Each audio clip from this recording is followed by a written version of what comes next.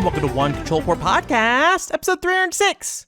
I'm Benjamin Yoder, here today to have, I think, probably a small episode. I mean, I always say it. I know I always say it. But I only have I have very few things on my list to talk about. The reality is that I've kind of already, I feel like, said everything I was going to say about my Japan trip. I also did some pre-recorded podcasts regarding Somabringer, and also the follow-up one to that is me talking about my experience in revisiting Xenosaga episode 1 and 2.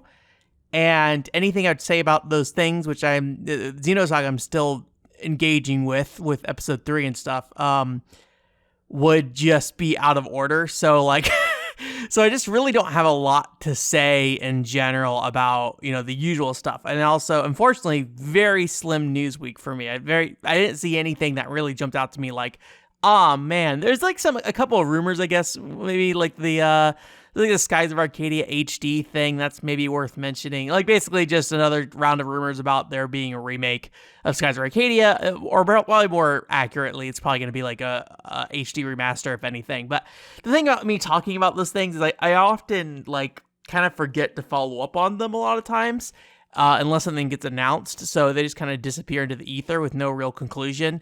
And I feel like there's been enough rumors about Skies of Arcadia over the year that I just kind of like, okay, like if it happens, cool. If it doesn't happen, whatever. I'm not going to worry too much about it. So yeah. So the only real things that really I like have to talk about this week are I can talk a little bit about like Final Fantasy 16.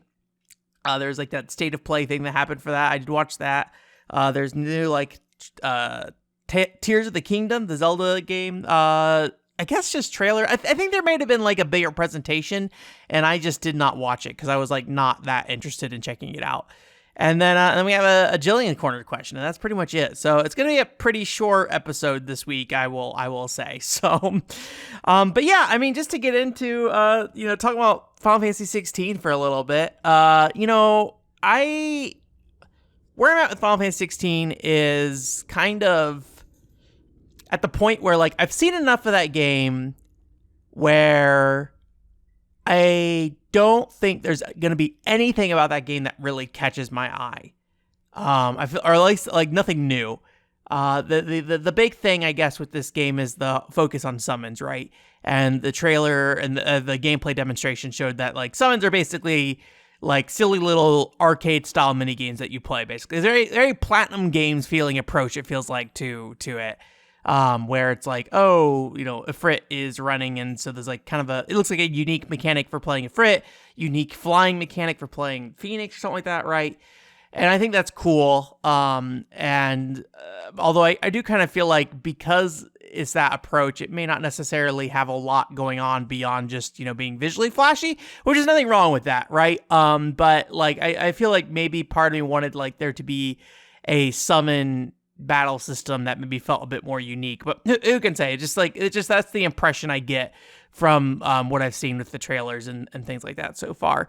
But the rest of it, I think the world looks a little drab, honestly. And I mean, obviously this is based on the stuff they've shown so far. So obviously there's parts of those games we have not really seen, but the world and I think a lot of the characters, I think don't scream like, oh man, you got to check this out to me.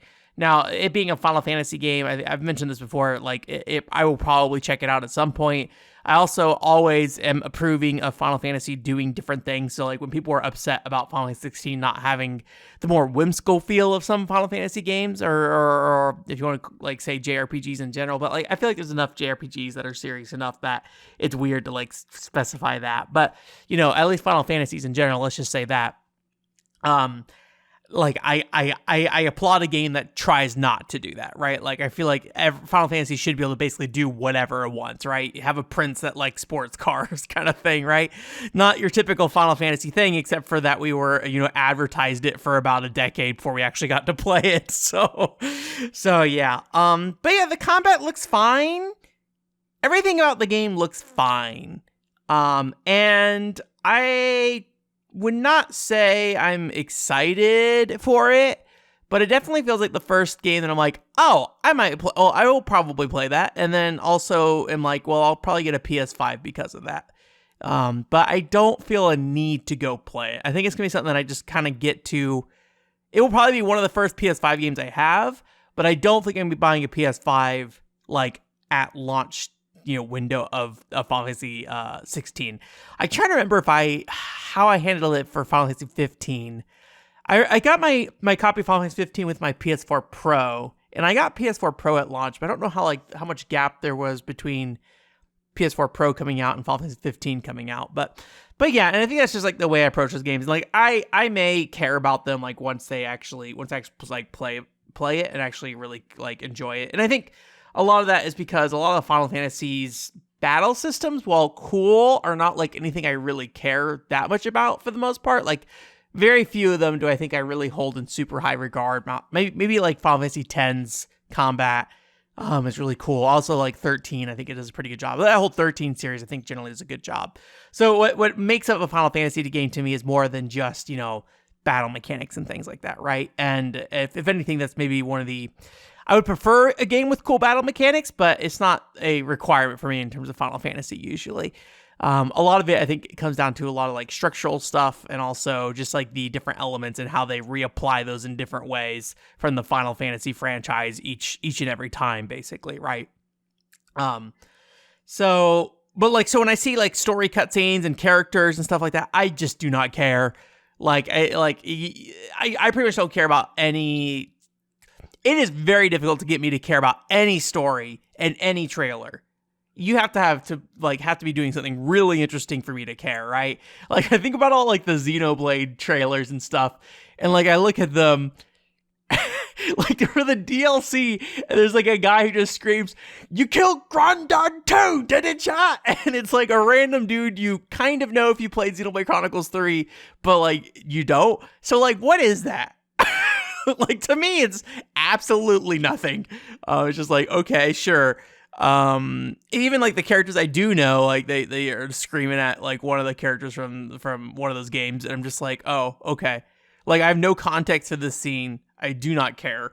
Same thing with like when Xenoblade Chronicles 3 was being shown off. So like story wise, it's just really hard for me to get me invested. I'm trying to think if there's any games that like I looked at. I was like, oh yeah, story is what I'm really looking forward to in this game.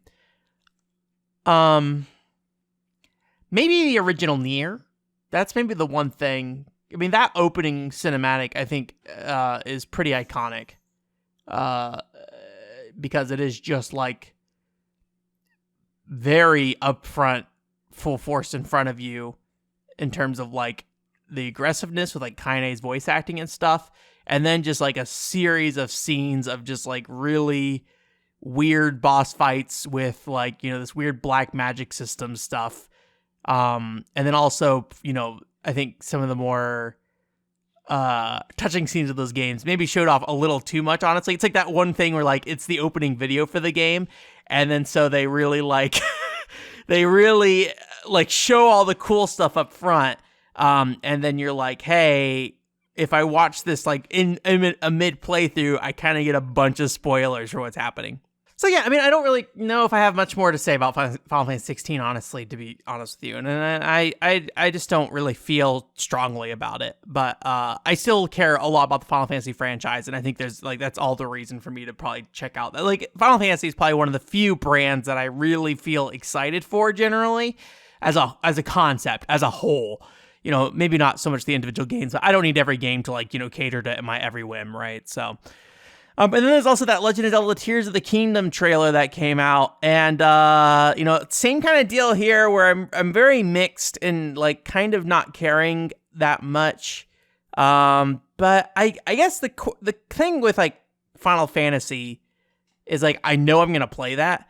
With Zelda, I think I'm on this weird ledge with Zelda where I'm asking myself, do I care? And I think I don't know the answer to that at this point. Because I look at the Tears of the Kingdom trailer, and I think I've talked about it a little bit before when we talk about Zelda. It's like, it's actually a really interesting direction they went with the Tears of the Kingdom, where it's like basically, hey, we saw that crazy glitchy stuff that you were doing or messing around with our physics systems, and we thought that was cool. So that's basically what we built on, right? And that's like the stuff that like I think it looks neat, cool, yeah, that's fine, but like I didn't really interact with in that game. But still, like that, like I wouldn't have thought to go in that direction. And obviously, I think they were very smart to go the direction they did. And I'll be curious to see if Tears of the Kingdom doesn't deliver in any of that regard. Like, I feel like there's a lot of people who are really down on Tears of the Kingdom at the moment, specifically because of the map and things like that. And visually, it looks very similar. And I don't know if I don't think I'm in that camp. I think I'm in the camp of just like, it's probably fine. It's probably okay. Don't worry about it. I think that game's going to be a good game. I mean, I said that about Mighty Number 9, and I think Mighty Number 9 is a good game, but most people don't. Like, I just look at it like, this looks fine. Like, I think they're doing everything they need to, and like, even if a lot of the world map is the same, it seems like they're like terraforming it a little bit. Obviously you have the stuff in the sky, and it sounds like underground as well, maybe. Which is kind of neat. But yeah, I mean, like the big thing for me is it's like it's investing itself in a thing that I did not care about in the original Breath of the Wild. So I feel like I'm sitting there like, that's an interesting direction. It was not the one I was thinking of, but it makes, all the sense of the world. It just, it's one of those things that you don't really think about a company just seeing like everything they saw posted on social media and just like leaning really into it, right? I'm sure they were aware of that stuff ahead of time too. Like, I'm not saying that nobody was aware. I mean, that game is literally about physics interacting with other parts of the game, right? Physics and elements, kind of cross combining. And like that was an intended design in that original game. It's not like they stumbled into something per se. But I think the way they doubled down on it likely is at least a product of that initial, production, right? And so like for me, like that's never a direction I thought that they would like go any further down, especially because they got it so right the first time, I feel like, or at least for most people it was so right. Like I think I said it earlier, but like I go with the most straightforward solutions in games like that. So very rarely will I do anything that's like unique or different. I more or less just like, will the arrow kill the thing? Okay, I'm going to use an arrow then. I'm not going to put an eye on it to go like heat seek it or something like that. Like most things in this video game, I'm going to hit with a sword and shoot with an arrow. Like those are the two things I'm going to do. And then if you need me to do something else, I will do it. But like, because those games are open-ended, they rarely need you to do something else. They just give you the option to do something else, right? And so I'm just like, well, I'll just do it however I can. Or however, like I view as like the easiest way to solve this problem, basically, right? And usually that does not require a lot of thinking on like what I'm doing. It's just like hit it with sword, hit it with bow, solution, climb, get somewhere, climb, drift. The 4 actions of that video game: climb, drift, bow, sword. It's like what my vocabulary for that video game. And so, yeah, just like looking at it and like, I don't know, like part of me is like, maybe I should play it because maybe I'll appreciate it more when it's a more of a formalized feature. Also, I just like, it's been a long time since Breath of the Wild came out, right? That was like a 2016 game, right? Or something like that. And maybe before that, was that a 2015 game? I don't even remember when that came. I think it was 2016 because I think Switch was 2016. But, it's been a long time, and like it's been long enough that I probably should play another Zelda game. But yeah, I just look at it and go like, I don't believe they're probably going the direction that I wanted to go. But I think I may have recognized really early on that like what Breath of the Wild was doing was not for me, and I kind of checked out of the Zelda series after that. And so with Breath of the Wild 2, I look at it and go like, yeah. I mean, this is kind of what I was expecting it to be in some ways. Obviously, not 100% entirely, but like I kind of knew that's where we were going, right? It's like the way like I feel like with Nier, even though 1 out of 2 Nier games have worked for me, like the one that has succeeded is the one I do not like.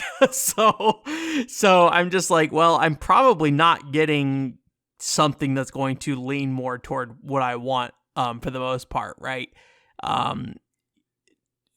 But we'll see, maybe it won't. Like I still have, as I think, some enthusiasm for Nier as a franchise. But when I looked at Zelda, like I think Zelda's done enough iterations at this point that like I'm kind of good on, skipping out on like a particular iteration until, I see something that catches my interest specifically. Right. And I kind of have the mind that like that game, I'll hear 30 billion people talk about it and I won't probably need to consume it myself. And like, if I do consume it myself, like, what am I, like, I think the problems I would have that game would be the exact same problems I had before. And I don't necessarily think there's anything that they've shown so far that's going to make me like really turn around and be like, oh yeah. And then like, I don't know if there'd be anything I would specifically have to say about that would be like more interesting or unique, right? I don't know, but we'll see. I'm just kind of on the fence about it. I think I might end up getting it. I think at the very least I would just like try to mainline it, but like, I don't know. That's a lot of effort in a big game. And Breath of the Wild was a podcast game for me. So it was just kind of like, here's a way to fill time is what Breath of the Wild felt like to me. A way to like be a part of this, the background noise of my life, I think is what Breath of the Wild 1 felt like a lot to me. So I don't know, maybe Breath of the Wild 2 or Tears of the Kingdom will be the same, but I just don't have a lot of strong feelings for it. But I do feel like I've only have one Zelda game that came out that I was like, really, Breath of the Wild really be like, oh, this just really is not for me. So I feel like I should at least try it again, right? Give it the second swing, see if it does something for me. And then if no go, then no go. But I want to beat it is the thing, and it's going to take time. I don't know. I feel like it's one of those games that like I could just listen to what other people say and then come to a conclusion. But, that's not always the best way to approach games. Like there's always the little kernel chance that won't be the case. So yeah. Anyways, that's really all I had to say about those two things. Like, again, I think a lot of it's kind of retreading the same ground, but we are getting kind of to the release windows of these games, kissing these video games on the lips, as they come up here. So, I wrote Final Fantasy 16 as Final Fantasy 14 on accident in my notes. But I definitely think that these games are ones that I feel more of just like a weird commitment to rather than I feel any excitement for. And I don't necessarily think that's a bad thing per se, but it does make me really sit there on the line of like, when will I get to these? When will I make time in my life for these, right? And I just don't really know if doing something immediate right away is the best choice. But at the same time with Zelda specifically, I think if I hear other people talk about it, I'll just make decisions and then never play it. So I don't know. We'll see. Jillian's Corner. Jillian has a question for us this week. What's a game you like, but with box art, you really don't? Easy question here. I love Castlevania 64. I actively did not buy did not rent Castlevania 64 as a kid because I thought the guy in the box art, Reinhard Schneider, was ugly. I was like, this looks like a cheap, bad box art. It's like a 3D rendering of him. In Europe, they have like a drawn character. But yeah, I just thought it looked like a bad rendering of him. I was like, this looks bad. And so I just never rented it because of that. And who knows? Maybe I wouldn't have liked it back then. Honestly, I was a very different type of person in terms of the games I played and how I liked them. But yeah, in a lot of ways, I think there was like a kind of a satisfaction of playing Castlevania 64 as an adult and being like, oh, this isn't a nostalgia thing. I just like this video game, right? But yeah, that box art, man, not my favorite. But most games, I think these days, like Castlevania 64's box art today probably doesn't matter that much to me. I think I do not care that much about box arts anymore. Obviously I would prefer a nicer box art and it's cool when they get nice box arts, but I think most games I'm just like, yeah, kind of whatever. Like I get the Nier Automata box art and like it's different from the Japanese one, I think, or something. And it's like 3D character models instead of the drawn art maybe. And like, I'm like, oh, that's fine. It's okay. I'll live. And we don't really have like terrible box arts these days, I feel like. I think that was something that was kind of left behind. Maybe the DS generation was maybe one of the last generations. I'm sure some of it bled over into later consoles after that and 3DS and stuff like that. But I feel like DS and Wii were like the last systems that were like, ooh, these box arts. Not great. I haven't played any of them to completion, but the Imagine games by the ones Ubisoft published in the US but were developed by Spike. Thankfully, most of those games keep their aesthetics in game, but the box art for them is just like a girl like, doing whatever job is related to, like, imagine ice champions, and so like a figure skating girl kind of thing. So Prince's debut in the US kept its Japanese box art, or at least a box art that uses the Japanese art. I don't know if it's the exact same as the Japanese box, but I know the European one, they had just like a girl on the cover for that too. Very Imagine looking, which honestly probably was the smarter thing to do given how how successful Imagine was for Ubisoft. So yeah, but yeah, I think that's really all I have to say about that, though. I think that's really going to be it for this week. Sorry, a little bit of a shorter episode before I go. But yeah, I'll be out. By the time you're hearing this, I will not be out of Japan or out of the US yet, but I will be within 24 hours. At least if you're hearing this when it goes up. So yeah, I'm going to go do that, and that'll be a fun time. But a reminder that there will be 2 podcasts that go up, but they're both Monolith Soft discussion podcasts. So sorry if you do not care about those things. I'll be back, and I'm sure I'll talk about my Japan trip a little bit, at some point on the podcast. If anything, at the very least, I'm sure we'll have plenty of backed up news that I can talk about when I get back to. So, but yeah, thank you guys so much for your time this week, and yeah, I hope you guys have a great. Well, for me, it's gonna be 3 weeks without you babies. So I don't want to call you babies, kissing and babies. This podcast, but yeah, give me a few weeks without doing anything. But it's I hope you guys enjoy the Monolith Soft podcast. Hopefully, you want to hear me ramble about Bringer and Xenosaga, because it's about like an hour and a half of that between those 2 podcasts. So, but I'll be back starting not the first week of May, but the next week after that. That's the week I'll be back, and I'll have some updates for you. And I'm also going to what's it called, ShineCon. Once I get back too. So, I mean, there'll be plenty of stuff that will happen between, now and then, and I'm sure I'll be completely exhausted. So yeah, but you guys have a great weeks. Bye.